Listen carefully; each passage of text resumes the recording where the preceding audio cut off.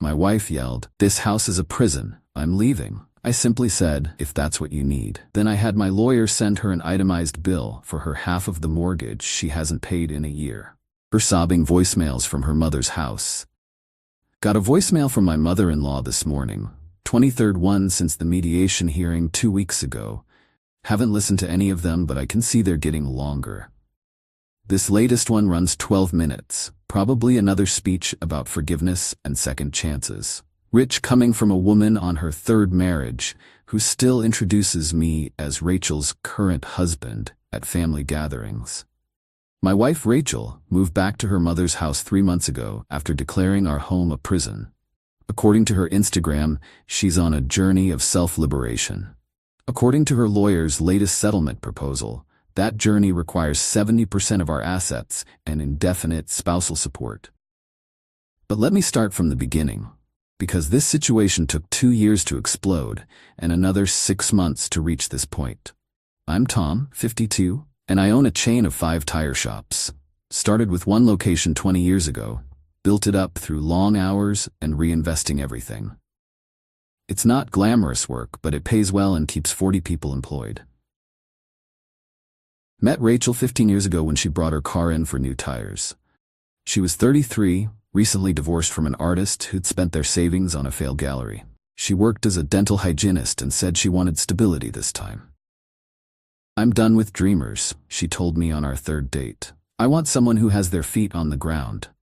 Should have noticed she defined herself by what she was running from, not what she was running to. But I was 37, established, and ready to settle down with someone who seemed to appreciate hard work. We married 2 years later. Nice wedding, nothing extravagant. Bought a 4-bedroom colonial in a good neighborhood, the kind with mature trees and kids riding bikes. Rachel kept working for about a year after the wedding, then quit. Said she wanted to focus on making our house a home. I was fine with it. The shops were doing well and I liked the idea of someone actually being home when I got there. First few years were great. Rachel threw herself into homemaking like it was her calling. Decorated every room, learned gourmet cooking, hosted dinner parties that made us popular in the neighborhood. She seemed genuinely happy. We talked about kids, but she wanted to wait until she felt ready. I didn't push. Around year 5, the restlessness started. "Don't you want more than this?" she asked one night over dinner. "More than what?" "This routine, work, home, sleep, repeat. That's called life, Rachel. What do you want to do?" "Travel. See the world, have adventures. So let's plan a trip. Where do you want to go?" It's not about a trip, it's about freedom to be spontaneous. Hard to be spontaneous when you run a business. Maybe that's the problem. That became her theme. Maybe the business was the problem. Maybe the house was the problem. Maybe the town was the problem. Never that, her expectations were the problem. Year 7 brought the renovation obsession. Kitchen wasn't modern enough. Bathrooms needed updating. Basement should be finished. I went along because I wanted her happy, and we could afford it. Spent about $120,000 total over 2 years. Each project just led to another complaint. "This house has no soul," she announced after we'd completely renovated it. "It's too perfect, too suburban. You designed every inch of it." I was trying to make it something it's not. Year 10 was when she discovered wellness culture. Started with yoga classes, escalated to retreats and workshops, life coaches, meditation gurus, self-discovery weekends. I didn't object. If it helped her find purpose, money well spent. The retreats got more expensive and frequent. A weekend in Sedona, a week in Costa Rica, 2 weeks in Bali, always coming back with new vocabulary about authentic living and spiritual awakening. Started talking about how our life was unconscious and inauthentic.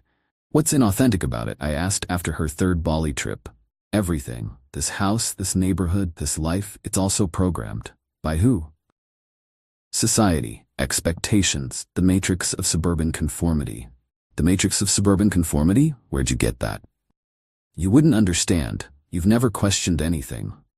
"I question why we need to spend $8,000 to sit in silence in Bali.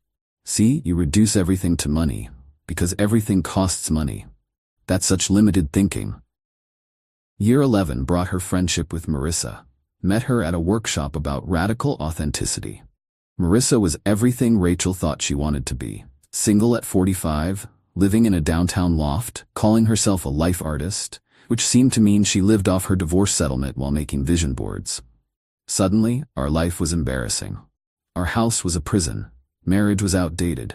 My work ethic was toxic productivity. Everything stable was suspect. Marissa's flying to Peru next week for an ayahuasca ceremony, Rachel would say. Just booked it yesterday. Must be nice to have that freedom. You could go to Peru. We have savings. That's not the point. She doesn't have to ask anyone or plan around someone else's schedule. Because she has no responsibilities. Exactly. No prison bars.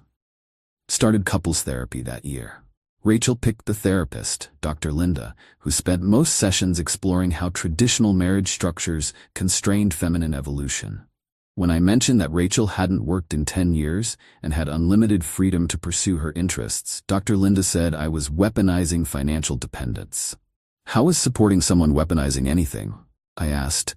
By creating a dynamic where she needs your permission. She doesn't need my permission. She spent $60,000 on retreats without asking.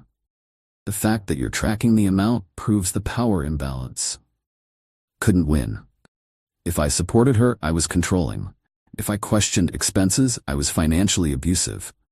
If I mentioned she could work if she wanted independence, I was shaming her choices. Year 12 was when she started spending more time with Marissa. Weekend trips to the city. Week-long artist retreats that seemed to involve wine and complaining about men. Always coming home with new grievances about our life.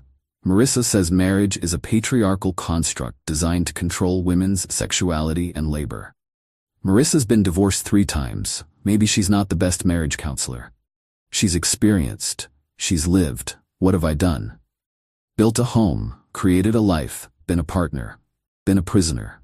That word started showing up everywhere. The house was a prison. Marriage was a prison. The neighborhood was a prison. My schedule was a prison. Everything that provided structure was imprisonment. 6 months ago, things reached a breaking point. She'd been at one of Marissa's workshops, really just 8 divorced women drinking wine and validating each other's complaints, and came home vibrating with righteous anger. I've had an awakening, she announced. Another one? Don't be dismissive. This is serious. I've realized I'm dying here. Dying? Spiritually, emotionally. This house, this life, it's killing everything authentic about me. What do you want to do about it? I need space. Real space, to discover who I am without all these constraints. What constraints? You do whatever you want. I do what I want within the prison of being Mrs. Tom Gardner in this suburban tomb. So what do you want? Freedom, liberation, a chance to really live. Meaning, I'm moving out. Tonight. I need to find myself without you watching and judging. I'm not stopping you. She seemed surprised I didn't fight. Packed dramatically while listing all the ways I'd held her back by providing a stable life. Left for her mother's house with promises to do the work on herself. I changed the locks the next day. Not to keep her out, but because she'd been careless with keys and I didn't know who might have copies. Texted her about it so she wouldn't be surprised if she came by. That text triggered a storm. How dare I change the locks on our house? This was financial abuse, controlling behavior, probably illegal. Called my lawyer Gary the next morning. He'd handled business stuff for me for years, but also did family law. Told him the whole situation. She left voluntarily, he asked. Packed her bags and announced she was leaving to find herself. Any kids? No, she couldn't decide if she wanted them. How long since she worked? 13 years. She'll want support, probably significant support. She's able-bodied with a hygienist license. Why would I support her choosing not to work? Because that's how divorce works. You enabled her lifestyle, you continue supporting it. For how long? Depends on the judge. Could be years, could be permanent. That's insane. That's marriage. Let's talk strategy. Rachel hired Marissa's divorce attorney, a guy named Brad who apparently specialized in empowering women through divorce. First settlement proposal was aggressive. She wanted the house, lifetime support, and 70% of all assets. Gary laughed when he saw it. They're anchoring high. Standard tactic. Here's what we do. We documented everything. 13 years of choosing not to work. Over $400,000 spent on personal enrichment, retreats, workshops, coaches, shopping. The fact that she'd left voluntarily while calling our life a prison. Her social media posts about liberation and authenticity. The forensic accountant found interesting patterns. Rachel had been moving money to a personal account for months before leaving. Small amounts but regular. She'd also opened credit cards I didn't know about, run up about $30,000 in debt on retreat deposits and investments in herself. First mediation was a disaster. Rachel showed up in new designer clothes, talking about her journey and authentic self. When the mediator asked about her employment plans, she said she was exploring possibilities in the wellness space. "What does that mean concretely?" the mediator asked. "I'm training to be a life coach, helping other women break free from limiting beliefs." "Training where?" "Various workshops and online courses." "Are you certified?" Certification is just another form of patriarchal gatekeeping. The mediator, a woman in her 60s, looked over her glasses. "How do you plan to support yourself?" "That's what we're here to discuss. Tom trapped me in financial dependence for 13 years. He owes me support while I build my practice." "From what I see, you chose not to work. Is that correct?" "I was maintaining our home. The records show a housekeeper twice weekly, a gardener, pool service, and meal deliveries several times a week. There's more to maintaining a home than chores. Can you explain what you contributed?" "Emotional labor, spiritual energy, creating a harmonious environment. I see receipts here for over $70,000 in retreat expenses last year. Was that necessary for home maintenance?" Rachel's lawyer tried to redirect, but damage was done. The mediator suggested she consider getting a job while pursuing her coaching dreams. Second mediation brought new demands. Rachel wanted credit for unpaid domestic labor. Apparently she'd calculated that her household management was worth $150,000 per year. Gary nearly choked on his coffee. "How did you arrive at that number?" the mediator asked. "It's based on what a house manager, personal chef, decorator, and life organizer would cost. But you had a housekeeper, used meal delivery, and spent most of your time at retreats. What exactly were you managing?" "The emotional ecosystem of our home." "Can you quantify that?" "Not everything valuable can be quantified. That's Tom's problem. He reduces everything to numbers." "This is a financial negotiation. Numbers are relevant." The breakthrough came when Rachel's credit card statements were fully examined, not just the amounts but where they went. Turns out several retreats were actually just luxury resorts. The wellness workshops included spa packages and shopping trips. One, consciousness expansion intensive, was a wine tasting cruise. Her lawyer tried to argue these were legitimate self-care expenses. The mediator wasn't buying it. "Mrs. Gardner, you spent $42,000 last year on something called a goddess activation retreat in Tulum. Can you explain what that was?" "It was a transformative experience of feminine empowerment. According to the resort website, it was a 5-star all-inclusive vacation with daily yoga classes." That's a reductive description. But accurate? Rachel's position weakened with each revelation. The life coach training she'd been doing? Mostly Instagram courses about building a personal brand. The wellness investments? Luxury goods and experiences marketed with spiritual language. Then came the kicker. Rachel had been telling people I was abusive, controlling, that she'd escaped a toxic marriage, posted about it on social media, given interviews to a podcast about survivor stories. Problem was, she'd also posted hundreds of photos over the years showing our trips, date nights, her retreats, all the freedom she'd had. Hard to claim imprisonment when you're documenting your liberty. My lawyer sent a cease and desist about the defamation. Her lawyer convinced her to take down the posts, but screenshots existed.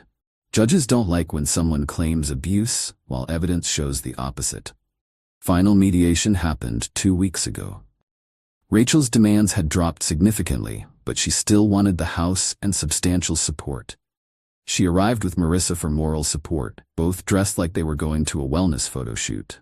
The mediator had done her homework. "Mrs. Gardner, you've stated you can't work because of the trauma of your marriage. Yet you left voluntarily, calling it liberation. Can you explain?" "Just because I chose to leave doesn't mean I wasn't traumatized." "By what specifically?" "The daily microaggressions. The The spiritual suppression. Can you give examples? Tom never understood my journey. He'd make comments about the costs of retreats. Noting that retreats cost money is traumatic? It's the energy behind it, the judgment. I see. And now you want him to pay for more retreats? I want support while I heal and build my authentic life. The life you couldn't build during 13 years of financial support? Rachel started crying then. Not sad tears, frustrated ones. The mediator offered tissues and waited. This isn't fair. Rachel finally said, I gave him 13 years. What did you give him? My presence, my energy, myself. And what did he give you? Money, said like it was nothing. Just money. And stability, a home, security. The prison you mentioned? Rachel had no answer for that. The final agreement wasn't what either of us wanted, but was fair. Rachel gets 2 years of rehabilitative support at $3,000 per month, enough to live on while she figures out employment. We split the house equity 50-50 after sale. She keeps what she moved money to her personal accounts, about $40,000, but is responsible for the credit card debt she accumulated. No permanent alimony. She exploded when presented with the terms. 2 years? That's nothing. Her lawyer explained it was reasonable given her employability and the length of marriage. But I haven't worked in 13 years. By choice, the mediator noted. You maintained your hygienist license. You could return to work. I'm not that person anymore. Then become someone new who's employed. The house went on market last week. Multiple offers already. Turns out the prison is highly desirable. Should clear about $400,000 after mortgage payoff.